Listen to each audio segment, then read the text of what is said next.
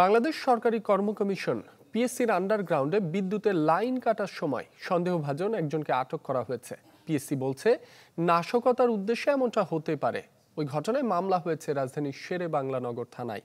শফিকুল ইসলাম সবুজের report. Breakfast, tiffin কিংবা snack টাইমে মজাদার আয়োজন মানে অল টাইম ব্রেড।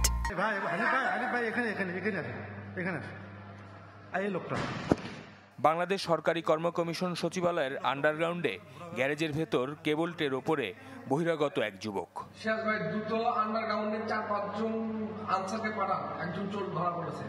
সোমবার দুপুরের ঘটনা এটি। অপরিচিত একজনের এমন তৎপরতা চোখে পড়ে পিএসসির গাড়ি চালকদের। আটক করা হয় সন্দেহভাজন ওই যুবককে।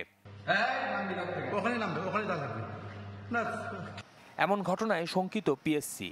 প্লেয়ার সাথে পিএসসির মতো একটি সুরক্ষিত ভবনে অজ্ঞাত যুবকের আগমন নিছক চুরির উদ্দেশ্যে কিনা এ নিয়ে সন্দেহ কমিশনের সদস্য চৌধুরী সাইমা ফেরদৌসের। তিনি প্রায় বেশ দামি একটা মোটরসাইকেল করে এসছেন এবং তার বেশভূষা দেখে কখনো মনে হয়নি যে এটা কোনো সাধারণ চুরি বা সাধারণ কোনো ঘটনা হতে পারে।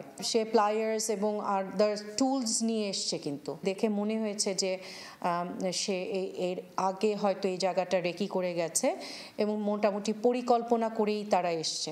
তিনি জানান, সোমবারের এই ঘটনার পর জোরদার করা হয়েছে ভবনের নিরাপত্তা ব্যবস্থা।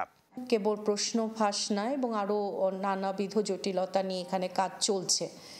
তো সেই জায়গাটায় এমন একটা ঘটনা অবশ্যই আমাদেরকে একটু শঙ্কিত করেছে এবং আমরা আশঙ্কা প্রকাশ করছি। এই ঘটনায় মামলা হয়েছে রাজধানীর শেরেবাংলা নগর থানায়। গ্রেফতার দেখানো হয়েছে আটক করা ওই যুবককে। মামলার এজাহার থেকে জানা যায় ৩৯ বছর বয়সী ওই যুবকের নাম মোহাম্মদ আলামিন, বাড়ি রাজবাড়ির পাংশা থানার সুরবর্ণা খোলা গ্রামে।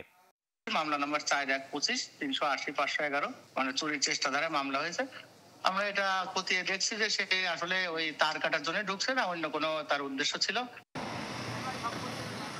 সচিবালয়ের অগ্নিকাণ্ডের পর এবার আরেকটি ষড়যন্ত্রের গন্ধ পাচ্ছে সরকারি কর্ম কমিশন বা পিএসসির দায়িত্বশীলরা এই পিএসসিকে ঘিরে। সোমবার অর্থাৎ ৬ জানুয়ারি পিএসসির এই গ্রাউন্ড ফ্লোরের যে পেছনে ইলেকট্রিক কেবল রয়েছে, এই কেবলের ওপর থেকে একজনকে প্লেয়ার্স সহ আটক করা হয় এবং এই ঘটনায় সংশ্লিষ্ট থানায় মামলা দায়ের করা হয়েছে। পিএসসির সদস্য সহ দায়িত্বশীলরা বলছেন এটি একটি ষড়যন্ত্রের অংশ হতে পারে, কেননা রাষ্ট্রের গুরুত্বপূর্ণ অনেক নথি এবং অনেক সিদ্ধান্তের কার্যক্রম হয় এই ভবন থেকে। শফিকুল ইসলাম সবুজ, চ্যানেল 24, ঢাকা।